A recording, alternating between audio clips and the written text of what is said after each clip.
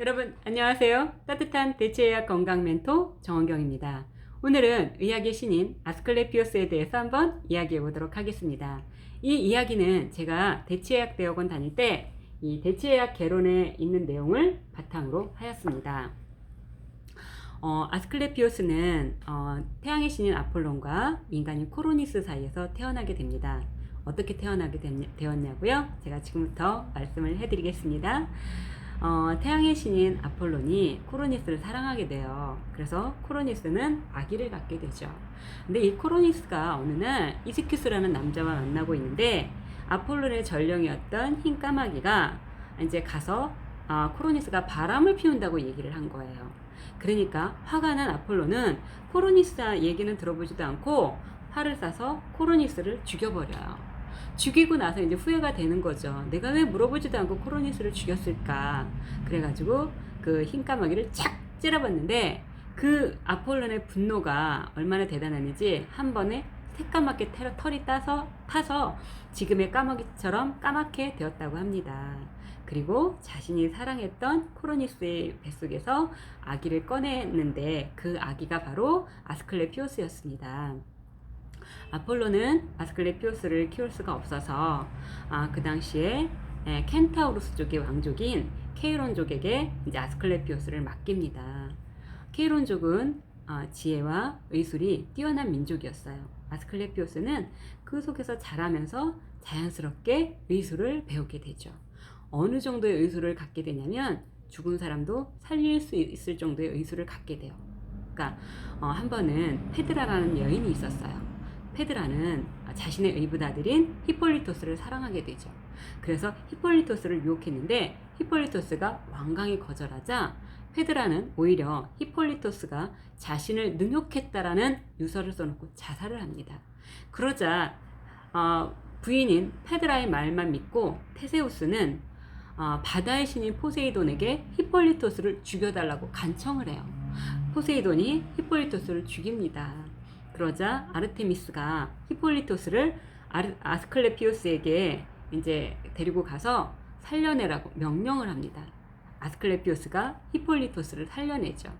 그러자 죽은 사람이 점점 줄어드니까 위기를 느낀 지하세계의 왕인 하데스가 이제 신의 왕인 제우스에게 삼가 균형을 무너뜨리는 아스클레피오스를 처형해달라고 간청을 합니다. 그러자 제우스가 번개를 쳐서 아스클레피오스를 죽이죠. 그러니까 할아버지가 손주를 죽인 거예요. 그러니까 아폴론이 가뜩이나 애미 없이 커서 마음이 아플 텐데 자기 아들을 죽였으니 얼마나 마음이 아프겠어요. 분노한 아폴론이 아버지한테 대들 수는 없고 그 번개를 만든 키클롭소드를 활로 쏴서 몰살을 시켜버려요.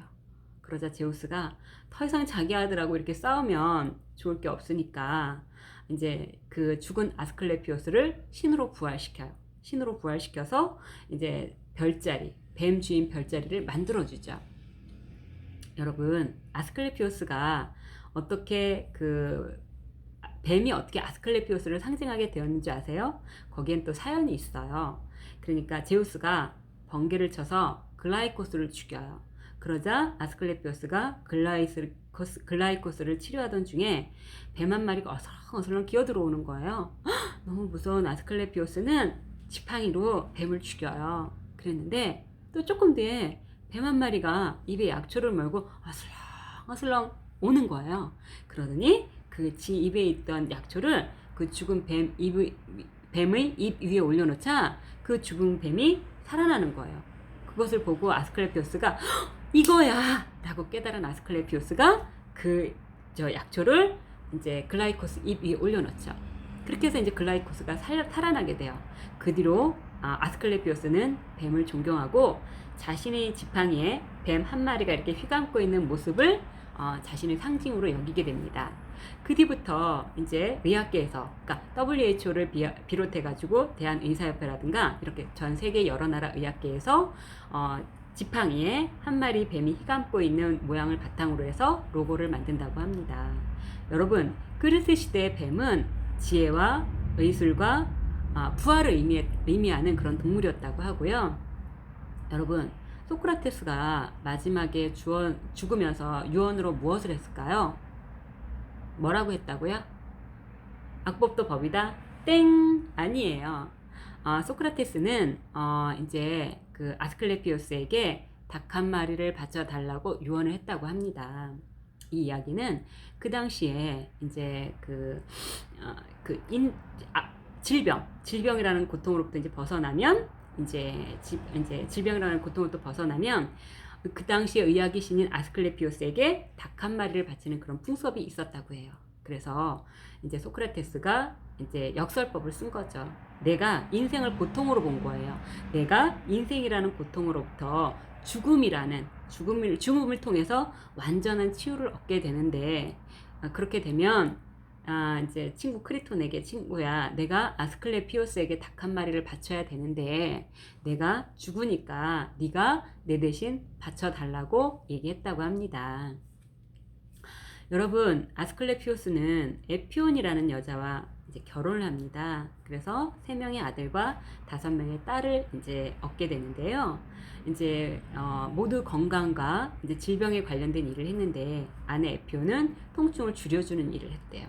그리고 아들 마키온, 그 다음에 포달리레오스, 텔레스포스, 이 3명은 모두 의사였고요. 맏딸인 히게이아는 위생의 여신, 둘째 딸 이아소는 이제 회복의 여신, 셋째 딸 아케소는 치유의 여신, 네 번째 딸 아글레에어는 이제 환희의 여신, 막내 딸 파나키아는 만병통치약의 여신이었다고 합니다. 이렇게 아스클레피오스 가족들은 모두 질병과 이제 건강에 관련된 일을 했고요. 오늘은 의학의 신인 이제 아스클레피오스에 대해서 한번 알아보았는데요. 여러분, 이야기를 좀 꾸며본다고 꾸며봤는데 재미있으셨는지 모르겠네요. 지금까지 제 이야기를 시청해 주셔서 감사합니다. 지금까지 따뜻한 대체의학 건강 멘토 정은경이었습니다.